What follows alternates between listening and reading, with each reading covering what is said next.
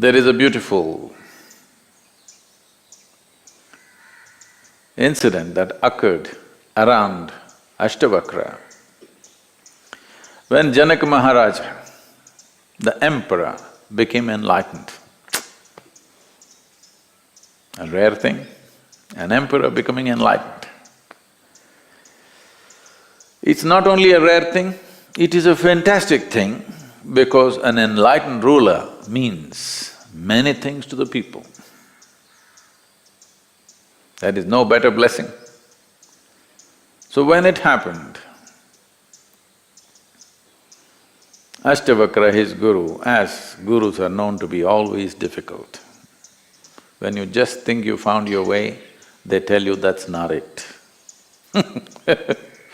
When Janaka thought he's enlightened and this is it, Ashtavakra said, that's not it, you have to go back and rule the kingdom because you may not want it, that's not the point. The point is people deserve an enlightened king.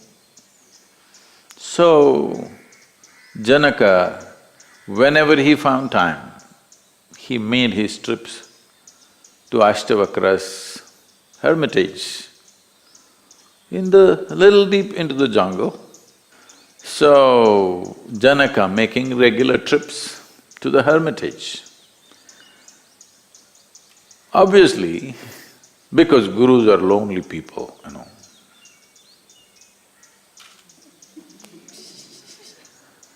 Because where to find enlightened company?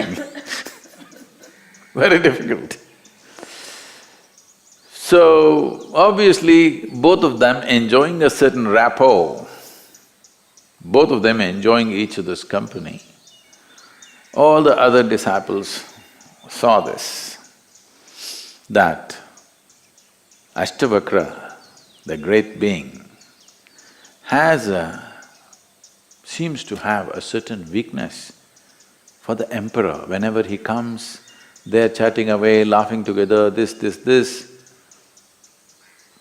These people who have left everything or they think they have left everything and come and they are here as sannyasis, not paying enough attention to them. But if you leave them 10 minutes with him, they won't know what to do next.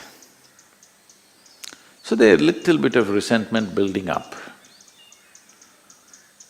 Ashtavakra is conscious of it, he let it build up, because every build-up is a possibility. Something should build up, then only you can do something. If nothing builds up, that means there are dead people around, not live people. If live people are there, something must build up. Joy must build up, love must build up, ecstasy must build up, or at least resentment or hatred or jealousy, something must build up. Something is building up means we can do something with them. Nothing. What to do with them? So he let it build up and then this incident occurred. Janaka also came and he was sitting in the satsang at the back. And as the Ashtavakra was speaking something, suddenly a soldier burst into the satsang and without even looking at the guru, he ran to the emperor. With a loud voice he said, "The palace is on fire. You need to come right now." Janaka said, "Get out of here. How dare you run into the satsang, without bowing down to my guru, you run here and shout some nonsense, just get out of here." And Ashtavakra continued with whatever had to happen. So Janaka just sat there, palace burning. Nobody's concerned here. There, of course, they're screaming, but here, nobody's concerned. Then this continued, it's a lap of the master event, 3 days, you know. Till you feel your legs have had enough, it continues.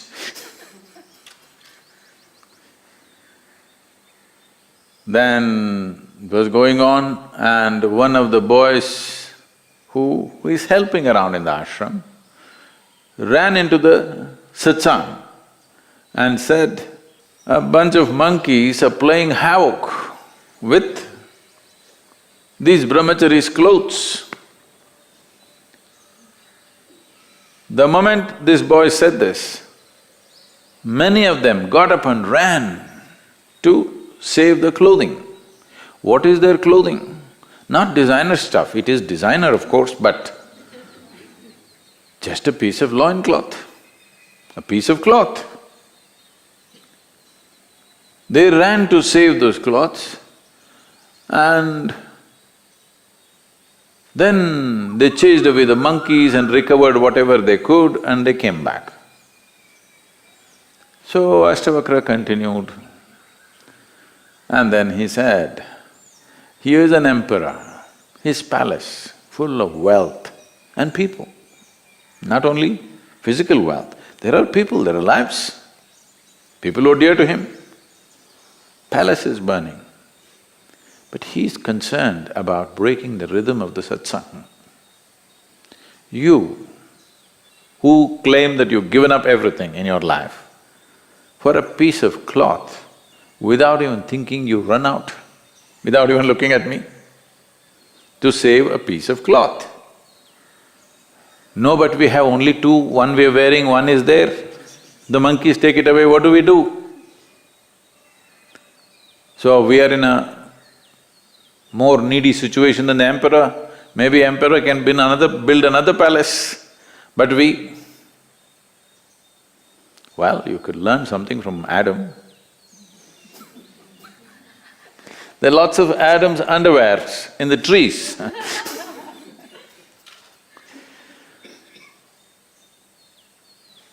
So Ashtavakra said, the question is not about what you possess, it's about how you possess. Even if you have a kingdom in your hands, you can hold it in a certain way. Kingdom is not necessarily outside in terms of wealth and people and money. For most people, their kingdom is their own body and their mind. How you hold it? If you hold it one way, it will make you bleed with pain.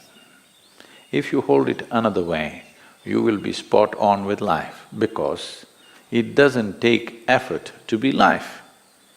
I'm just reminding you, you are life. Hello?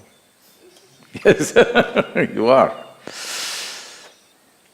Just see the rock which is standing next to you, how simple and easy it is. Yes or no? If you were not life, how simple and easy it is. This is why people want to drown themselves in alcohol and drug and excessive food and something else, or the toilet cleaning. Because in some way, you have discovered not being life is so simple and easy. If you're not very alive, it's so simple and easy, just sit somewhere like a rock. But when the moment of death comes, you know you are life pretending to be something else, otherwise you couldn't die. That will become a point of inflection. So, we want you to be conscious. This is the reason why I'm constantly reminding you, you will die one day, you will die one day. I'm not wishing death for you. It's just that without my help it'll happen, I'm confident about that. I don't have to wish you death, you anyway will die. So constant reminder of death is just this, to make you know your life.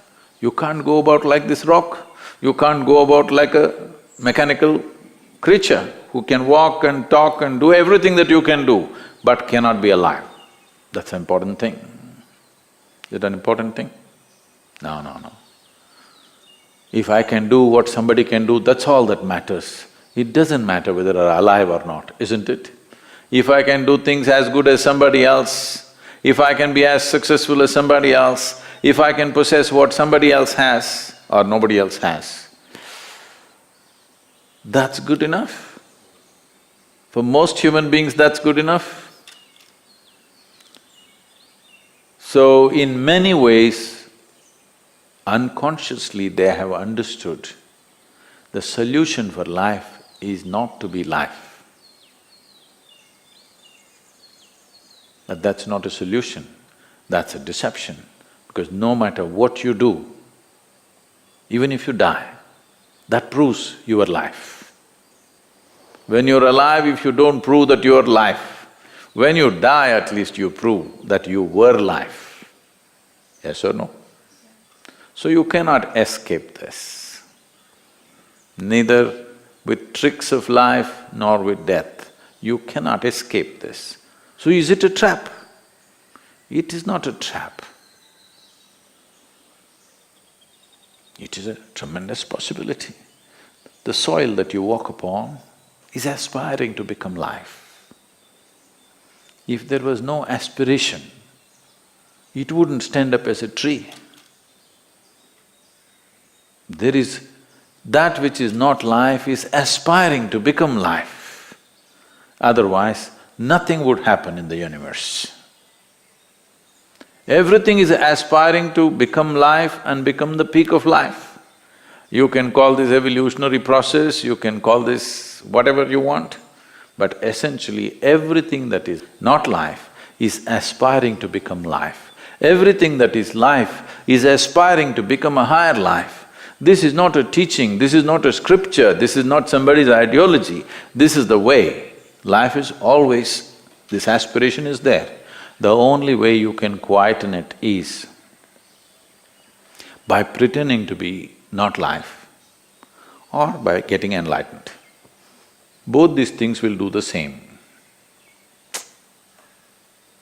Same result, but worlds apart.